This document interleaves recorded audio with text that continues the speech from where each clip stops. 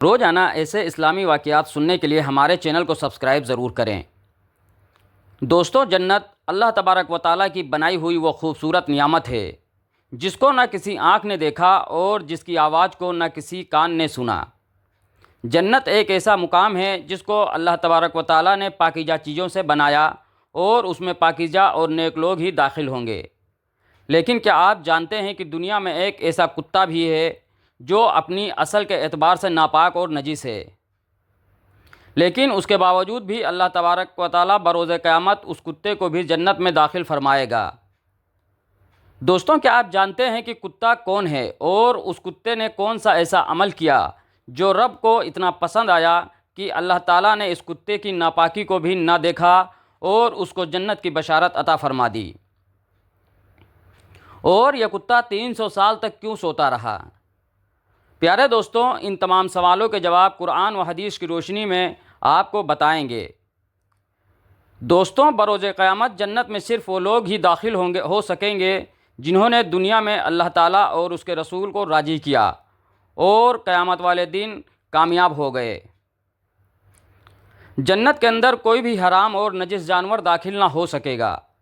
دوستوں، اسلام کے اندر کتے کو ناپاک اور نجیس العین کس وجہ سے کہا گیا؟ اس کے متعلق روایات میں آتا ہے کہ کتے کو 3 بنا پر نجس اور حرام کہا گیا ہے۔ نمبر 1، کتے کے اندر یہ بری خاصیت پائی جاتی ہے کہ یہ کتا ساری رات جاگتا ہے۔ جب اللہ تعالیٰ کے رحمت برسنے لگتی ہے اور لوگ اللہ تعالیٰ کی عبادت کے لیے آنا شروع ہو جاتے ہیں اور اللہ تعالیٰ کی عبادت میں مصروف ہو جاتے ہیں، اس وقت کتا اوندھے منہ ہو کر سو جاتا ہے۔ اور کتے کے اندر دوسری بری خصلت یہ پائی جاتی ہے کہ کتا ہمیشہ اپنے ہم جنس کو دیکھ کر نفرت کا اظہار کرتا ہے اور بھونکنا شروع ہو جاتا ہے۔ اور کتے کے اندر تیسری جو خصلت پائی جاتی ہے کہ کتے کے پاس کھانے کے لیے جو کچھ بھی ہوتا ہے، یہ اپنا کھانا کھا کر باقی بچے ہوئے کھانے پر مٹی ڈال دیتا ہے تاکہ کوئی دوسرا اس کھانے کو کھا نہ سکے اور یہ بچا ہوا کھانا کسی اور کے کام نہ آ سکے۔ دوستوں، بات کرتے ہیں اس کتے کے بارے میں جس میں یہ تمام تر خصلتیں ہونے کے باوجود اللہ تعالیٰ اس کو جنت میں داخل کرے گا۔ دوستوں، یہ کتا جنت میں کس طرح جائے گا؟ دوستوں، شہر روم پر ایک جابر اور ظالم بادشاہ کی حکمرانی تھی۔ اس بادشاہ کا نام دقیانوس تھا اور یہ جابر اور ظالم بادشاہ اللہ تعالیٰ کی وحدانیت کو چھوڑ کر بتوں کی پوجا کیا کرتا تھا اور لوگوں کو بھی بتوں کی پوجا کرنے کا حکم دیتا۔ اگر پورے شہر میں جو کوئی بھی بتوں کی پوجا کرنے سے انکار کرتا تو بادشاہ دقیانوس اس کو قتل کروا دیتا۔ ایک مرتبہ بادشاہ نے ایک ایسے شخص کو قتل کروایا جو اللہ تعالیٰ کی وحدانیت پر ایمان رکھتا تھا اور بتوں کی پوجا کرنے سے انکار کیا کرتا تھا۔ جب بادشاہ دقیانوس کے حکم کے مطابق نیک شخص کو قتل کیا جا رہا تھا تو اس وقت کچھ نوجوانوں نے ایمان افروز منظر دیکھا کہ اس ایک شخص کی روح کو لینے کے لیے آسمان سے فرشتے اس طرح نازل ہو رہے تھے جس طرح کسی کی بارات جاتی ہے۔ جب اس شخص کو قتل کر دیا گیا تو فرشتے روح لے کر آسمانوں کی طرف چلے گئے۔ یہ دلکش منظر دیکھ کر ان نوجوانوں کا ایمان جاگ اٹھا جو فرشتوں کے اس خوبصورت منظر کو دیکھ رہے تھے اور جن کی آنکھوں سے اللہ تعالیٰ نے پردہ کو ہٹا دیا تھا۔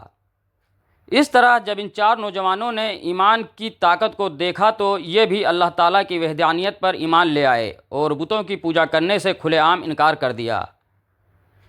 ان ایمان لانے والے نوجوانوں کی تعداد کے متعلق حضرت علی رضی اللہ تعالیٰ عنہ ارشاد فرماتے ہیں کہ اس دور میں ایمان لانے والے نوجوانوں کی تعداد 6 تھی۔ دوستوں، جب ان 6 نوجوانوں نے بادشاہ دقیانوس کے سامنے اللہ تبارک و تعالیٰ کی وحدانیت کا اقرار کیا اور بت پرستی کا انکار کیا تو بادشاہ دقیانوس جلال میں آ گیا۔ اس وقت بادشاہ دقیانوس نے ان 6 نوجوانوں کو 3 دن کی مہلت دی کہ وہ 3 دن کے اندر اللہ تعالیٰ کی وحدانیت کو چھوڑ کر بتوں کی پوجا شروع کر دیں، ورنہ ان کو قتل کر دیا جائے گا۔ لیکن یہ نوجوان اس منظر کو دیکھ چکے تھے کہ جس منظر کو دیکھنے کے بعد کوئی بھی انسان ایمان والا پیچھے نہیں ہٹنا چاہتا، چاہے اس کی جان ہی کیوں نہ چلی جائے۔ لہٰذا جب مہلت کا تیسرا دن شروع ہوا تو ان نوجوانوں نے آپس میں مشورہ کیا کہ کیوں نہ اس شہر کو چھوڑ کر کہیں دوسرے شہر چلے جائیں اور وہاں جا کر اللہ تعالیٰ کی عبادت کریں، اور اس طرح اس بادشاہ کے قتل سے بھی بچ جائیں گے۔ چنانچہ اس کے بعد یہ نوجوان اپنی ضرورت کا سامان باندھ کر وہاں سے چلے گئے۔ اس طرح جب یہ نوجوان شہر کی سرحد سے باہر نکلے تو راستے میں انہیں ایک چرواہا ملا جو بکریاں چرایا کرتا تھا، اور اس کا ایک وفادار کتا بھی تھا۔ جب چرواہے نے ان نوجوانوں سے شہر چھوڑنے کا سبب پوچھا تو ان نوجوانوں نے سارا ماجرا بیان کر دیا۔ اس واقعہ کو سننے کے بعد اس چرواہے کے دل کے اندر بھی ایمان کا نور چمک اٹھا، اور وہ بھی اللہ تعالیٰ کی وحدانیت پر ایمان لے آیا، اور وہ چرواہا بھی انہی نوجوانوں کی جماعت کے ساتھ شامل ہو گیا۔ اس چرواہے کا ایک وفادار کتا بھی تھا جس سے وہ چرواہا بہت زیادہ محبت کرتا تھا، لہٰذا اس چرواہے نے اس کتے کو بھی اپنے ساتھ لے لیا، اور یہ تمام نیک لوگ اپنے ایمان کو بچاتے ہوئے اس شہر سے روانہ ہو گئے اور دور جا کر ایک غار کے اندر ڈیرا لگا لیا۔ جب بادشاہ کو اس بات کا علم ہوا تو اپنی فوج کو لے کر ان کی تلاش میں نکل پڑا۔ جب وہ غار کے پاس پہنچے تو انہوں نے دیکھا کہ ایک شکاری کتا غار کے سامنے بیٹھا ہوا ہے۔ دوستوں، کتے کی یہ فطرت ہوتی ہے کہ وہ لوگوں کے ہجوم کو دیکھ کر بھونکنا شروع کر دیتا ہے، لیکن اصحاب کہف کا کتا بادشاہ دقیانوس کی فوج کو دیکھنے کے باوجود بھی خاموشی سے بیٹھا رہا۔ جب بادشاہ دقیانوس کی فوج غار میں داخل ہونے لگی تو بادشاہ دقیانوس کو لگا کہ اس میں داخل ہونے کی کوئی ضرورت نہیں، اگر غار میں کوئی ہوتا تو یہ کتا بھونکنا شروع کر دیتا، اور اس طرح بادشاہ دقیانوس اپنی فوج کو لے کر وہاں سے واپس چلا گیا، جیسا کہ اللہ تبارک و تعالیٰ قرآن میں ارشاد فرماتا ہے، اور ان کا کتا غار کے دہانے اپنے دونوں اگلے ہاتھ پھیلائے پڑا ہے۔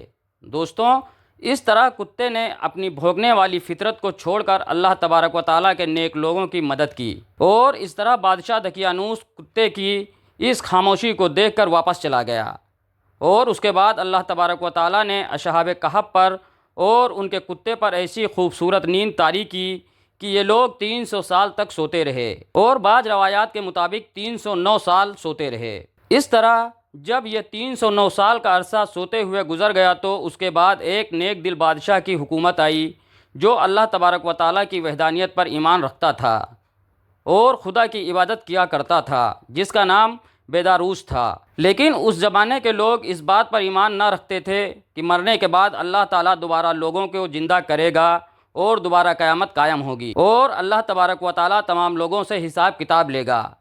ان لوگوں کا عقیدہ تھا کہ جو ایک مرتبہ مر جاتا ہے وہ دوبارہ زندہ نہیں ہو سکتا۔